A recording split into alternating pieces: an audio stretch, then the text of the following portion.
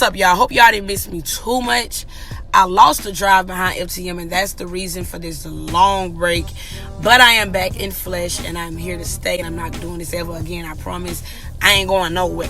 Period. Alright, so this video actually was supposed to have been done, y'all. But like every day, I'll be like, I'm gonna do it tomorrow.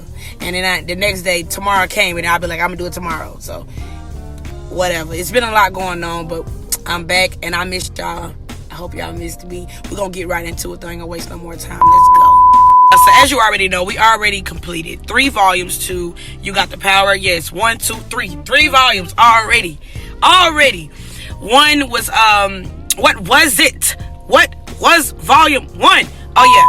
Boom. Bow. Shut up and heal. Volume 2 was Goodbye into Hello, and volume 3 was Simply Religion versus Spirit. So today, right now, we're gonna get into volume 4, and this one is entitled Favor After Failure. Let's get into it, baby. I want to talk about a personal experience that I went through, and for me it was a failure. But sometimes we fall so hard, and it be like, am I ever gonna get up at this point? Because I'm down, and then stuff is constantly happening, and it's like life is just kicking me while I'm already down, and I'm trying to get up. Tired of being down here on the floor, So I want to talk about a personal experience, and I hope this helps someone, whatever you're dealing with. A lot of my everything really stems from like my childhood, and just like growing up and not really doing the things that I saw other children or my peers doing. I chose to live life differently. You get what I'm saying? So with me choosing to live my life and go down the path that I wanted to go, whether other people looked at it as if I was going astray or if I was, the wild card, the wild child, I felt like because I wasn't doing what everyone else was doing, I was doing something wrong, or I was failing at life, or failing at this and failing at that. And that kind of poured over into my adult life. And that's why I'm so afraid of failing, because I felt like a failure majority of my life. That's my biggest insecurity. You can fall and get back up. You know what I'm saying? Those type of falls where something happens, you be down for a little minute, you get back up, put that band-aid on, and you good. Yeah. But those type of falls where you hit the ground hard, then you got people in your life that's stepping on you while you on the ground. They walking over you, stepping over you, stomping on you, jumping on you. You get what I'm saying? Like that type of pain right there, that type of fall is a different type of, I'm saying, that'll make you cold-hearted. That'll make you move different, think different, treat people differently. But one thing about me that I can attest, and a lot of people can attest to this, that's in my life, in my circle, I forgive very easily. Like, in the process of you hurting me, I've already forgiven you. I forgive people before they even know they're wrong, yet alone before they apologize. Sometimes I forgive folks and they never apologize to me. That's the pros and the cons of my heart. Very, very careful with my forgiveness because it's so broad. I had to really shelter my forgiveness from people because it got to a point where I was creating cycles in my life that I didn't know I was creating. People was feeling like I can hurt this girl to the core. I can do whatever I want to do, say whatever I want to say, and because I know I'm going to be forgiven within 2 seconds. So I would never reap anything negative from hurting her because I'm still going to be those benefits that I was getting before I hurt her. I'm still gonna get them because she's gonna forgive me. I had to cut that short.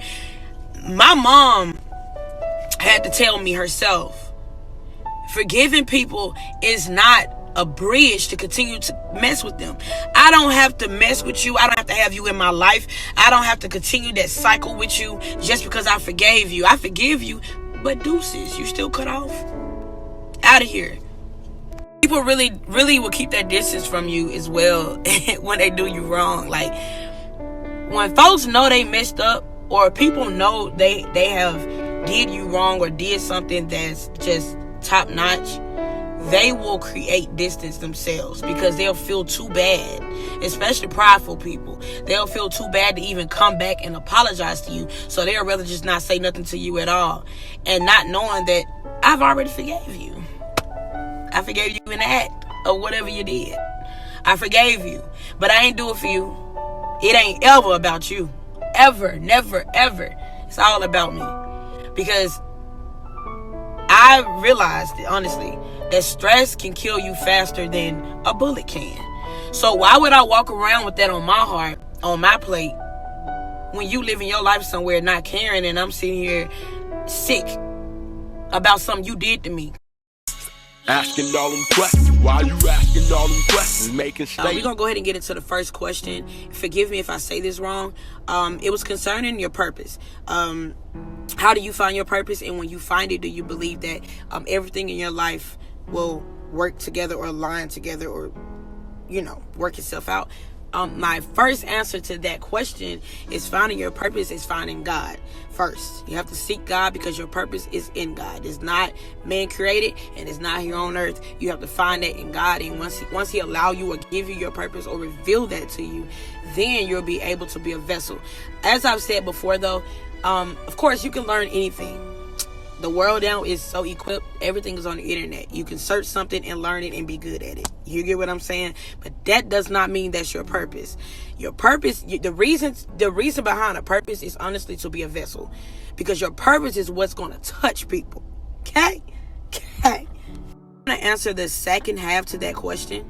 My answer is yes. Let me say that. My answer is yes to that. You will change. Everything around you will change after you have discovered your purpose and God has revealed your purpose, and you are now moving in your purpose, meaning you're moving in what God has given you. You're moving. The reason that you're here, you're now living in it. You know what I'm saying? Everything about you will change. And a lot of times we feel that a good change is gaining, but no, a good change can be losing. So you will lose people, you will lose things. That's just God removing and replacing things in your life to fit that purpose that he has just revealed to you. So yes, everything in your life will become different. It will align in alignment to your purpose. So finding your purpose is finding God, and yes, your life will change after you have done so. From experience, like when you're going through something and you're in the midst of going through it, like you're dead smack in the middle of going through the worst season of your life, sometimes we'll let that window down and we'll throw out every positive thing because we're too focused on our right now.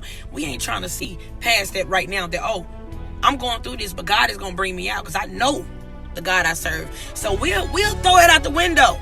All that positivity, all that faith, we'll throw it out the window. But I'm going to need each and every one of you to let that window down, reach out and grab it back.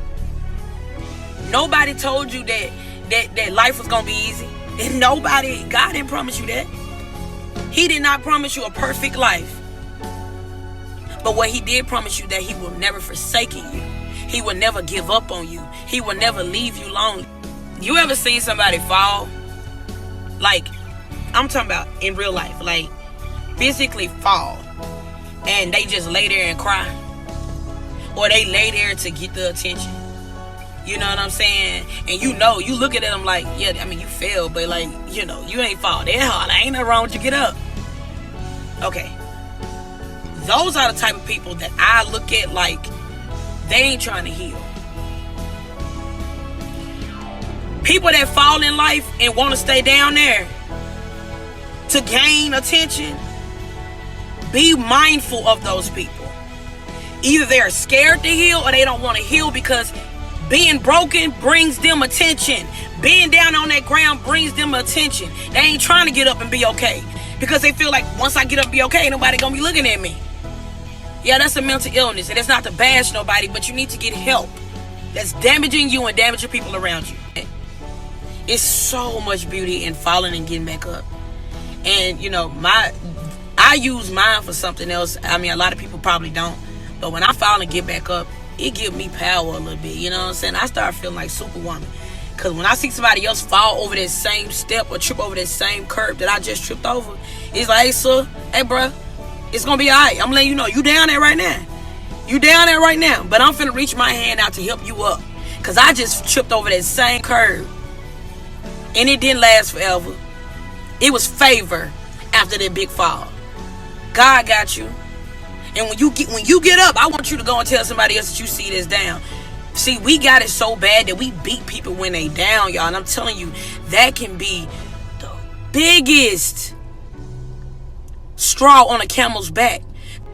The things that you cannot understand, the things that come your way to destroy you, that's destined to destroy you, use all of those things as reassurance for someone else. You have to know in your heart that you're going to get through whatever you go through. And I say that in full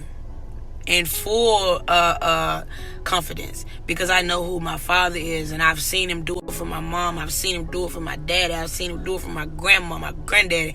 I've seen God move, and I've also seen him move in my life. So I know what he's able to do, and I also know what he promised me he would do. And God is not like man. He's not a man that shall lie. He's not gonna lie to you. He's not gonna mislead you. He's not gonna lead you on. He's not gonna leave you out there hanging. God got you. He said he got you. Noted.